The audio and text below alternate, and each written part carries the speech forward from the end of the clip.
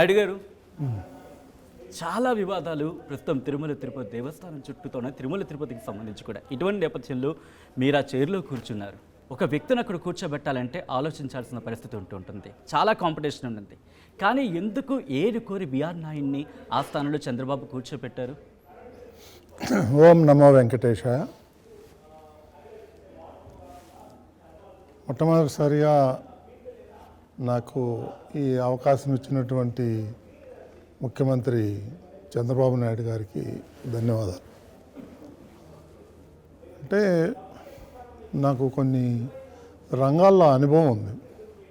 గతంలో పనిచేసిన సంస్థలు కానీ, నేను నడుపుతున్న సంస్థ కానీ, నా మీద పూర్తిగా చంద్రబాబు నాయుడు గారికి నమ్మకం.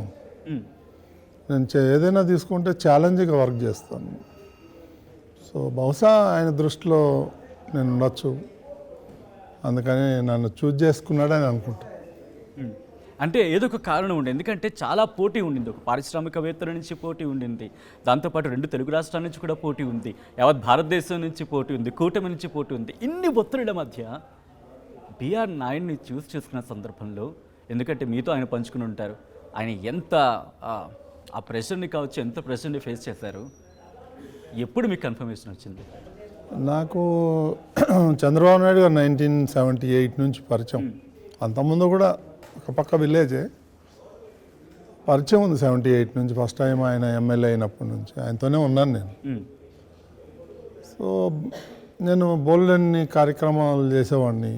ఈ రకరకాల స్పోర్ట్స్ కానీ, ఈ కల్చరల్ కానీ, వీటిలన్నిట్లో నాకు కొంచెం అనుభవం ఉంది. ఎవరికి చాలామందికి తెలియకపోవచ్చు, బట్ కొంతమందికి తెలుసు. అనౌన్స్ చేసేంతవరకు కూడా నాకు తెలిసి దాదాపు ఒక 5-6 నెలలుగా 2 పేర్లు 3 పేర్లు, మీతో పాటు ఒక 2-3 పేర్లు. సో అటువంటి ప్రెషర్ ఒక పారిశ్రామికవేత్త కిందకి ఇస్తున్నారు. దాంతోపాటు మీ చుట్టూ ఎన్నో వివాదాలు, ఈ వివాదాలకు సంబంధించి కూడా మీ మీద ప్రెషర్ ఉండింది, అక్కడ ఆయన మీద కూడా ప్రెషర్ ఉండిందని వార్తలు చాలా ఎక్కువగా విన్నా. సో ఎందుకు అంతలా ఎవరు చేస్తుంటారు? అట్ ద సేమ్ టైం వీటన్నిటిని ఆయన ఎలా ఓవర్కమ్ చేసి మీకు ఇచ్చారు? నేను 1982 నుంచి పార్టీలో చాలా యాక్టివ్గా పనిచేసేవాడిని. యాక్టివ్ అంటే మామూలు యాక్టివ్ కాదు. ఎన్టీఆర్ గారి నుంచి పార్టీ పెట్టిన రోజు నుంచి ఉన్నాను. ఏ బాధ్యతలు తీసుకోలేదు, ఒక కార్యకర్తగా పనిచేశాను. ఏ పదవులు తీసుకోలేదు, పనిచేయటమే నా పని. ఈ పదవి మీకు అడిగారా లేకపోతే? నేను ఈ 42 ఏళ్ళు ఏం అడగలేదు. ఓకే. ఒక పని అడగలేదు, ఒక పదవి అడగలేదు. ఓకే. నేను 1.5 ఇయర్ క్రితం ఒకరోజు ఇదే జూబ్లీ హిల్స్ ఇంట్లో చంద్రబాబు నాయుడిని కలిసి నేను ఆయన చెప్పాను, ఇప్పటి వరకు మిమ్మల్ని నేనేం అడగలేదన్నా, నాకు టీటీడీలో చైర్మన్గా పనిచేయాలని ఉంది, నాకు అవకాశం ఇవ్వాలని. ఆయన ఒక క్షణం ఆలోచించి యూ డిజర్వ్ ఇట్ అన్నాడు. మళ్ళీ గవర్నమెంట్ వస్తే నేను తప్పకుండా చేస్తాను అన్నాడు.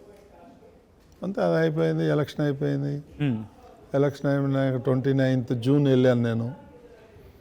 అన్న, మరి మీరు నాకు మాట ఇచ్చారు కదా, మరి అది గుర్తుందా లేదా?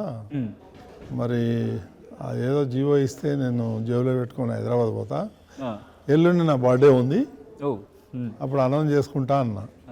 ఆయన నవ్వి కొంచెం ప్రాబ్లమ్స్ ఉన్నాయి బోర్డు వేయటంలో, కొంచెం ఆగు అంటే ఇవన్నీ చెప్పగలరా? ప్రాబ్లమ్స్ ఏంటో, ఎటువంటి ప్రాబ్లమ్? ఆయన ఇంటర్నల్ ప్రాబ్లం మనకు తెలియదు.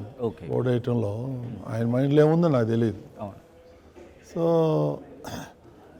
ఆ రకంగా జరిగింది అది. అన్న మాట ప్రకారం మళ్ళీ చేశాడు. నాకు అకామిడేషన్కి సంబంధించి క్వశ్చన్స్ చాలా రైజ్ అవుతున్నాయి, వాటికి మీరు ఇచ్చే సమాధానం?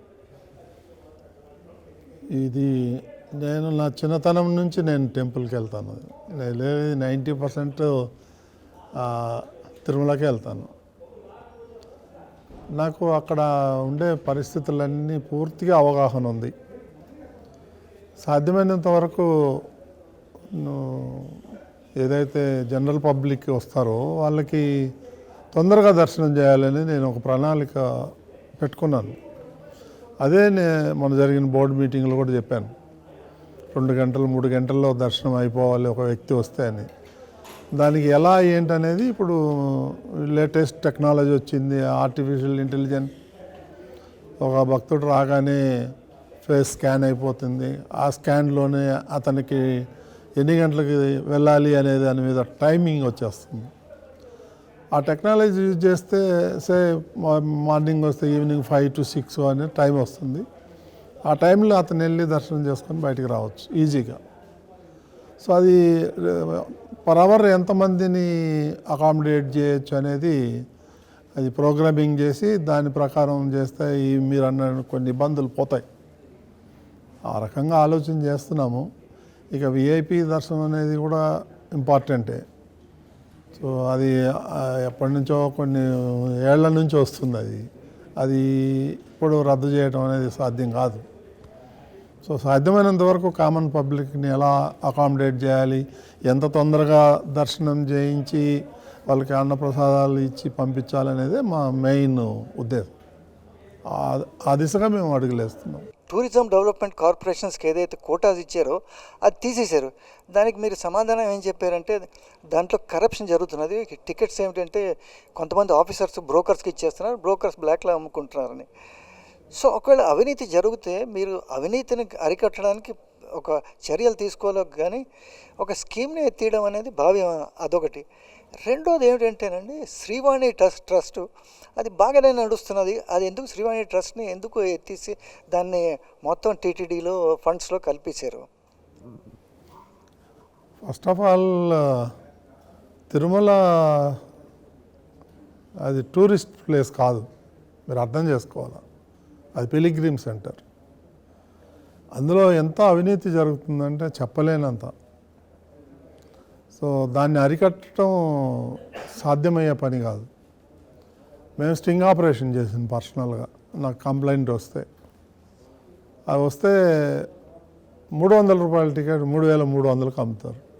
ఓన్లీ టికెట్, తీసుకుపోయేది లేదు, తెచ్చేది లేదు, ఓన్లీ టికెట్. అది ఎక్కడ కాదు, మన అమీర్పేటలోనే అమ్ముతున్నారు. 500 రూపాయల టికెట్ 5,000 అమ్ముతున్నారు. దీనివల్ల ఏముందంటే వెంకటేశ్వర స్వామి మీద ఉండే భక్తి పోతూ ఉంది. నేను స్టింగ్ ఆపరేషన్ చేసిన తర్వాత టీటీడీ విజిలెన్స్కి ఇచ్చాను ఆ వీడియో ఆడియో అంతా. వాళ్ళు కూడా పోయి ఎంక్వైరీ చేసి 300 రూపాయల టికెట్ 3,300కి కొని రిసిప్ట్ పెట్టుకున్నారు. మా దగ్గర ఉంది ఆన్ రికార్డ్. ఇక బోర్డులో కూడా డిస్కస్ చేసాము. దానివల్ల అది గత ప్రభుత్వం తీసుకొచ్చింది. అది చాలా మిస్యూజ్ జరుగుతుందండి. ఇప్పుడు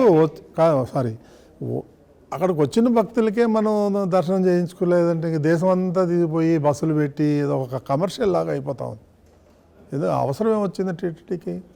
వచ్చిన భక్తులకి తొందరగా దర్శనం చేయించి మంచి దర్శనం చేయించి ప్రసాదాలు ఇచ్చి పంపించాలి. కానీ అదర్ దాన్ తీసి ఎందుకు టీటీడీకి అంత కర్మేం పట్టింది?